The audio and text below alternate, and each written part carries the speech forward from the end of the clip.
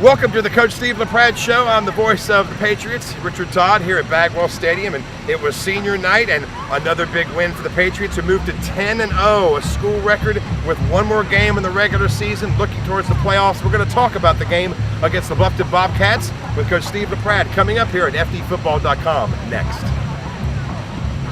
And welcome back, senior night at Bagwell Stadium. Coach Steve LaPrade here as Fort Dorchester takes on the Bluffton Bobcats. And, you know, Coach, the last few games, or really you got to go back to the first three games of the year, you guys have been a first half team that has been dominant over the last handful of games. I mean, you have had big scores. It was 36-6 at halftime. What is it about you guys coming out in the first half that makes you guys so dominant, at least in these last handful of games? Well, I really think, you know, I've said before, these guys really like playing the game of football, and I think they look forward to the first whistle. They can't wait to get going. You know, a lot of times you have teams and it takes them a quarter to get ready. You know, and this group didn't like that. I mean, it's whether we're on defense or offense. I mean, they're getting it from the first whistle. They just love playing the game. It's the first group I've ever had like that. You know, you almost have to pull them back. It's like a horse. You know, it's been a long time since the Patriots, right? You were actually down 3-0, and then let's talk about special teams. DeAndre Champagne, 87-yard kickoff return. William Shaw with the interception down to the 1. I mean, great defense, great special teams helping out the offense. I mean, great stuff. Yeah, and I know Raekwon had a great, you know, run. We work a lot on special teams too. You know, I was upset we had 2 extra points that we missed. That was, besides that, I thought our special teams did a lot better job tonight. Well, they're tricky. They do some crazy stuff. Well, I was going to ask you about that. They definitely plays 6 points in the first half that used a little trickeration and deception. That your defense still stayed pretty solid. Didn't get up a touchdown and only gave up those 2 field goals, but they were moving the ball a little bit there in the first quarter. Right. Yeah. You know, we talk about it. Bluffton always. Ken Cribbs is, you know, he's like, you know, he does anything. You got to be ready, but you don't want your defense to play, it sounds funny, defensively and standoffish because you're worried about the trick play all the time. You know, and I told them, I said, they're probably going to get us on a couple.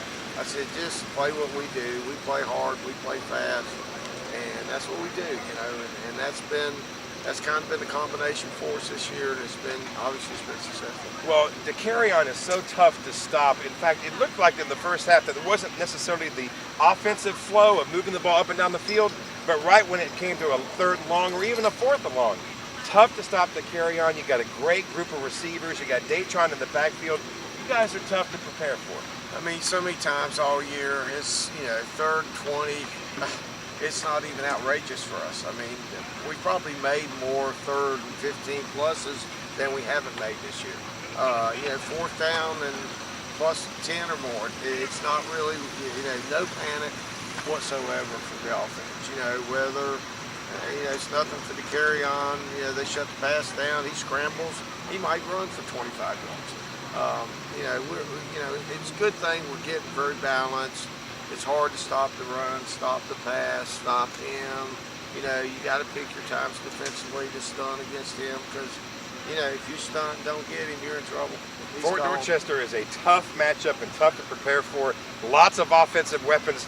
Defense playing great. It was 36-6 at halftime on this senior night. We'll talk about the second half and take a look at the regular season finale and a little playoff preview with Coach Steve LaPrade here on the Coaches Show here at FDfootball.com. And welcome back. 36-6 halftime score for Dorchester over the Bluffton Bobcats for senior night at Bagwell Stadium. Coach Steve LaPrade here. And Coach, the second half, first of all, you get a great opportunity to get a lot of backups in. Now, of course, senior night, you got a lot of seniors in as well, which I know is a wonderful thing, but you get a lot of time to get a lot of backups, get some really key PT there in the late 3rd, especially in the 4th quarter. It is, you know, and that's because those guys do such a great job, Richard. You know, we talk about it all the time. The guys up front don't get the print, and all these backs, I mean, Datron would be the first one to tell you, the carry on, all the receivers, it's those guys up front. Well, let me ask you that, because we talk so much about the carry on and the receivers and Datron, but the offensive line who make the holes, provide the protection. Of course, we saw John Simpson, a senior, who recently named an Army All-American, which is a great accolade. That offensive line has been a stalwart group all season long. They have, you know, we have really out of the group, we got 3 starters back, we got 2 new guys in there. They've done a great job. Same way on defense. We lost 8 guys. 8 out of 11 we lost on defense. And the last 4 or 5 games, I mean, the defense has shut down the offense for the other team and had a shutout in the second half here tonight. Katz is doing a great job up front. Andrew Say's doing a good. C's doing a good job. DeAndre Austin over there at defensive end. RJ, this is his first year really playing football. You got a solid secondary as well. And linebackers, our linebackers are 10th graders, 11th graders. They're doing a great job, and I'm so proud of them. We're playing a lot of people on defense. We probably play on every game, tight, whether it's a blowout or not.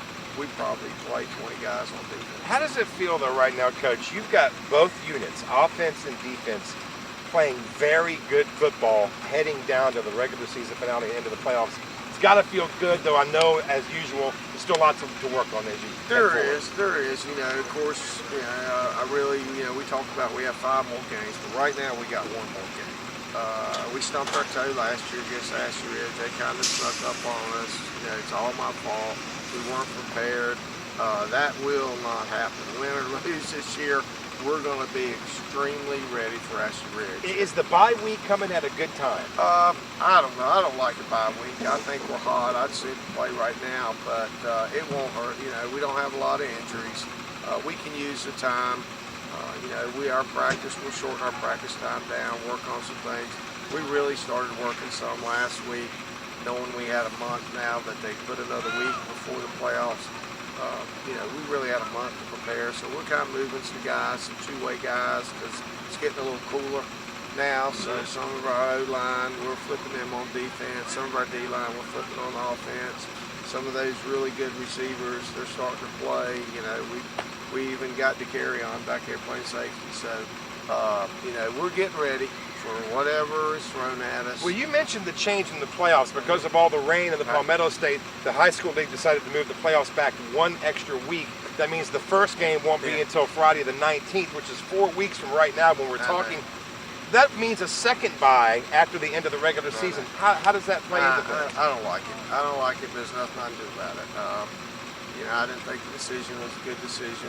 Nobody's really excited about it. I haven't heard anybody that's excited about having that week off. I don't think there's that many games to make up. I just really don't know why it was done, but it is. We're gonna go with it. That gives us a week. Everybody's got the same week, so it's gonna be fair. So we're gonna put that week to good use, and hopefully, we can win this last game against Ashley Ridge and end up undefeated. If we do, I know we'll be a #1 seed again like we were last year, which that'll keep us at home.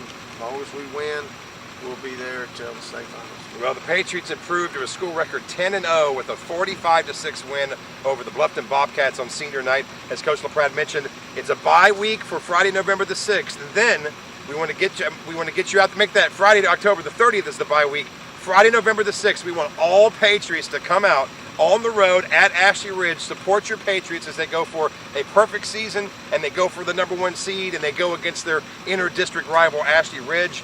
Then the bye week on the 13th. It won't be until November the 19th, I guess it will be, 20th, until the playoffs begin, and we'll talk about that as we get closer at ftfootball.com. But Coach, 10-0, congratulations, and enjoy the bye week. Best of luck at Ashley Ridge. Well, I hope every single student at this school and all the parents, we need to play that stadium up. I hope they're 6 deep, and I hope they're all full of Fort Dorchester people. These kids have done great. They try to represent this community this year so well, and I think they have. They do a great job in school. They're good students. They're good kids, and we're going to try to bring this thing home. And we got our student section and the fans this year have been fantastic. So hopefully they'll all get over there, and we have a huge crowd. Patriots come out Friday, November 6th, regular season finale at Ashley Ridge, and stay in touch to find out the postseason schedule at ftfootball.com.